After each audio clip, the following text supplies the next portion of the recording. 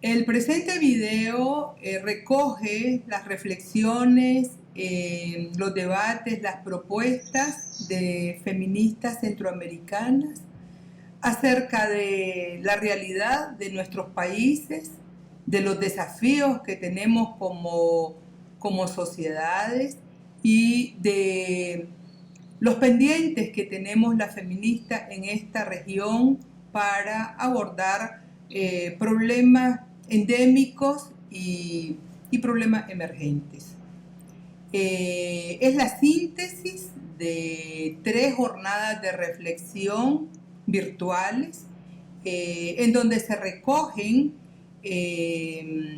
miradas, debates sobre las formas de discriminación que enfrentan las sociedades centroamericanas, el impacto que tiene sobre las mujeres, el impacto desigual que tiene sobre las mujeres, el peso de la violencia, de los fundamentalismos religiosos y de las grandes brechas de desigualdad. Estas jornadas feministas, que son la continuidad de las que realizamos en el año 2016, estuvieron dedicadas a una entrañable compañera hondureña, Gladys Lanzas, una de las fundadoras del movimiento Visitación Padilla en Honduras, una feminista entrañable que hizo una apuesta por la defensa de los derechos de los obreros y de las obreras y de las mujeres del campo y de todas las mujeres digamos, de los sectores más empobrecidos de su país. Gladys fue una fundadora, una precursora del feminismo hondureño. También ha contribuido y participó en la creación de redes feministas a nivel de Centroamérica. Es una figura entrañable del feminismo centroamericano. Gladys es una mujer cuyo legado sigue vigente, está presente no solo en nosotras, las chonas, como nos denominamos, sino a nivel del movimiento feminista. Gladys fue una mujer icónica, la primera presidenta de un sindicato de energía eléctrica. ¿Te imaginas? Eran puros hombres y ella fue la presidenta, lideró una huelga en los años 90 que le hizo frente a Rafael Leonardo Callejas, que fue el que instaló todo el neoliberalismo en el país y que además sufrió también la traición. Se fueron a nivel personal y judicializaron a Gladys. Gladys fallece con una sentencia en firme que tenía que pedir disculpas al agresor y dijo, primero muerta que hacerlo, y prefiero ir a la cárcel. También nos dio un gran ejemplo. En principio recuperamos la solidaridad entre el movimiento feminista, nos apoyaron, nos acuerparon a nivel nacional, a nivel internacional, y eso generó puentes para que posterior a la partida de Gladys también pudiésemos desarrollar varias acciones en conjunto y reconocer que tocaron a Gladys y nos tocaron a todas. Se fue dolida, pensando en su pueblo. Ay, pobre mi pueblo, que no pude hacer nada por él. Hoy que la recordamos, decimos, fue una feminista desde que nació.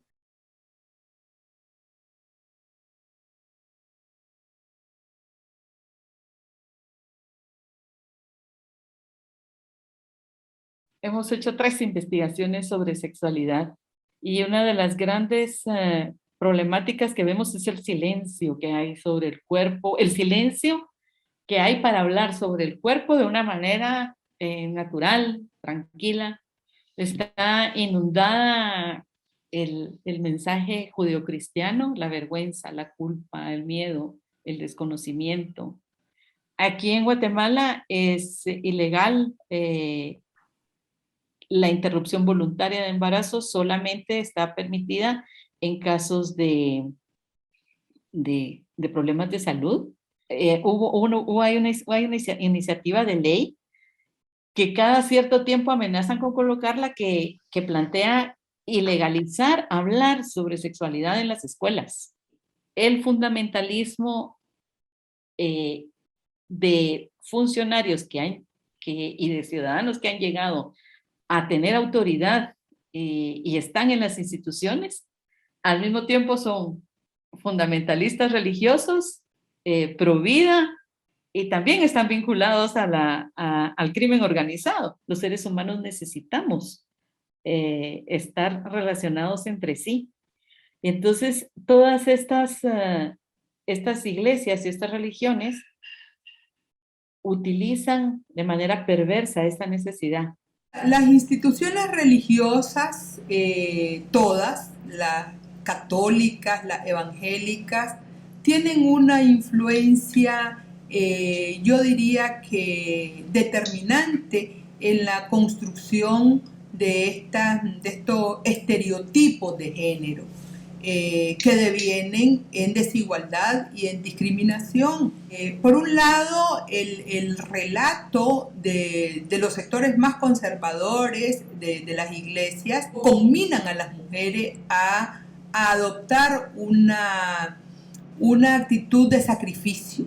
Entonces son discursos que desalientan cualquier reflexión sobre la no discriminación, sobre la igualdad real, sobre el desmontaje también de estos comportamientos abusivos que tienen muchos hombres. Porque, por ejemplo, ya desde el 2012 teníamos una encuesta donde casi que el 40% de las mujeres afirmaban que su último embarazo fue no deseado. Entonces, ¿qué significa eso? Que todavía las mujeres no están pudiendo decidir sobre sus capacidades de producción. Una de las formas que se tienen también de frenar los avances es precisamente no visibilizando esas cifras, porque esa cifra que te estoy dando es del 2015. No es muy positivo que digamos. En realidad, lejos de avanzar en el reconocimiento legal de esos derechos, hemos retrocedido. En Centroamérica hay 3 países que tienen completamente penalizado el aborto. Los obstáculos más grandes para avanzar en los derechos sexuales y reproductivos de las mujeres es, en principio, la pérdida del Estado laico. La instalación de un fundamentalismo religioso que no es una cuestión oculta de la influencia que tienen las iglesias y particularmente las iglesias evangélicas con el poder ejecutivo. Tenemos una guía de familia, una guía de salud sexual que tiene 20 años de estar ahí en la Secretaría de Educación y que no se aplica porque siempre encuentran ese obstáculo, ese pensamiento patriarcal que persiste en la visión, en la aproximación a los derechos sexuales y reproductivos. Y es que está el sector fundamentalista, ¿verdad? Antiderechos y más de corte neopentecostal en alianza con esos grupos de poder. Entonces, a los grupos neopentecostales, por ejemplo, no les importa el tema económico en tanto puedan avanzar su agenda antiderechos. Y a los grupos de poder hegemónicos económicos no les importa los derechos en tanto se cuiden sus bienes, digamos, patrimoniales, sus recursos, sus ideas. El aborto sigue penalizado en toda su forma. Ese fue resultado de un pacto entre Daniel Ortega y la Iglesia Católica, prácticamente. Pactaron sobre los cuerpos de las mujeres para poder llegar al poder y seguimos con el aborto penalizado. Y por eso es que es tan peligroso, digamos, que estos partidos ultraconservadores y misóginos, vamos a decirlo claramente, tengan un lugar tan importante en los parlamentos. En toda la región pensamos que podíamos construir estados democráticos. No existen políticas públicas que apunten al reconocimiento de estos como derechos sexuales y reproductivos. Costa Rica, ustedes sabrán que, por ejemplo, firma todas las convenciones de derechos humanos y eso al final tampoco se traduce en nada más que somos como superfirmadores, podría decirse así, de convenciones de derechos humanos. En lo concreto es donde estamos ahí como que nos hace falta pegar pie con bola. Sacan una política, pero entonces tiene una serie de condiciones que al final nadie puede ser beneficiaria de esa política. o sacan la política y eso no se traduce en acciones específicas para las mujeres, sino que es como un papel, una presentación muy bonita, todo el mundo muy feliz, involucrándose, ¿verdad? Y ya viene la política de cuidados y al final no sabemos en qué, o sea, en qué se traduce. Las leyes están centradas en el castigo. La ley 779, por ejemplo, fue un esfuerzo desde las feministas que sí se esforzaron por crear esta ley integral que abarcaba el componente de la prevención, el componente del tratamiento, de dar capacitaciones, de sensibilización a los cuerpos de la policía, de cómo tratar el tema de la violencia de género, y a la vez trataba pues el tema de la pena. ¿Cuántos años va a pasar una persona por distintos tipos de violencia machista? Sin embargo, el debate se tornó simple y meramente en ese último componente. Los otros temas quedaron ahí en la ley, pero no se les ha prestado suficiente atención. Y los temas sobre los años de pena que se le da a un agresor, incluso los tuvieron que bajar un par de años. No fue el texto original que propusieron las compañeras feministas. La comisaría de la mujer se le hizo un donativo para comprar camionetas para poder atender esta violencia, pero esas camionetas, primero cerraron las comisarías de la mujer y todo ese dinero se perdió. Y las camionetas pueden verse ahora también asediando a activistas feministas. Estamos en el siglo XXI, pero pareciera que estamos en la época de la colonia, ¿verdad? ¿Cómo nos colocaron estos pensamientos? ¿Cómo nos arraigaron? Que a quien tenemos que sacrificar es a la persona, al ser humano que ya está presente, que tiene una vida y no a un proyecto de vida. Bueno, y es que en la legislación está contemplada la protección a la vida desde la concepción. ¿Te imaginas? Y a pesar de que presentamos evidencia científica, aquí la manipulación es bárbara. Las doctrinas de muchas religiones sigue siendo machista como tal. Las mismas instancias estatales siguen manteniendo este tipo de sistema, por poner un ejemplo. Esas políticas que atentan contra nuestros derechos sí están acompañadas de los grupos que son grupos empresariales, grupos que tienen conexión con estas jerarquías eclesiásticas y que no solo se oponen al tema del aborto, no solo se oponen a nuestros derechos sexuales y derechos reproductivos, se oponen a los anticonceptivos, ponen a la educación integral en sexualidad, se oponen a que las mujeres tengamos derechos y que seamos ciudadanas. El sistema de salud tiene que mejorar en cuanto a los derechos sexuales, derechos reproductivos, empezando porque no tenemos estadísticas, por ejemplo, de cuánto es la cifra de mortalidad materna. Desconocemos cómo está la cifra de los índices de personas con VIH. Por ejemplo, los programas en VIH no están haciendo el trabajo como debe ser, prohíben el derecho a la información, que es una de los derechos sexuales y reproductivos importantes.